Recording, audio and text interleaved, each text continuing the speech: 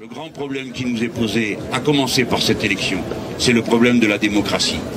Comment accepter l'idée qu'après que les 18 départements de la grande des circonscriptions du Sud-Ouest aient tous voté non au projet de réforme constitutionnelle, tous les députés aient voté au Parlement européen pour l'adoption du traité de Lisbonne qui en est la copie conforme.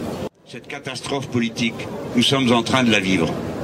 Nous sommes en train de la vivre lorsque le Parti social-démocrate allemand décide de gouverner avec la droite comme son collègue hollandais, comme son collègue autrichien.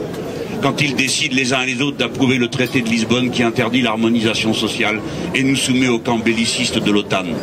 Cette catastrophe, nous le vivons lorsqu'il n'y a plus de députés de gauche en Italie, plus de sénateurs de gauche, parce que le parti de gauche est devenu un parti démocrate. Mais en même temps, à la différence de cette époque, en avant sur ce qu'a connu Jean Jaurès, en avant sur ce qu'ont connu nos camarades allemands, en avant sur ce qu'ont connu nos camarades italiens, nous avons formé le front de gauche. Si modeste que nous soyons, si sujet à critique, aussi bien personnel, chacun d'entre nous a une histoire, il a ses défauts.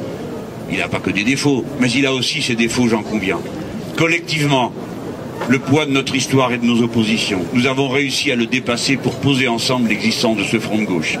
Si bien que dans le désastre qui s'avance, parce que nous savons que le désastre s'avance, devant la crise politique qui s'annonce après nous, après la crise sociale et la crise économique, du moins avons-nous réuni nos forces. Et serons-nous des êtres libres, c'est-à-dire capables d'agir ensemble pour une cause dont nous avons délibéré ensemble quelle est la cause juste. Gloire à Jaurès, vive le socialisme, vive la République, vive le front de gauche.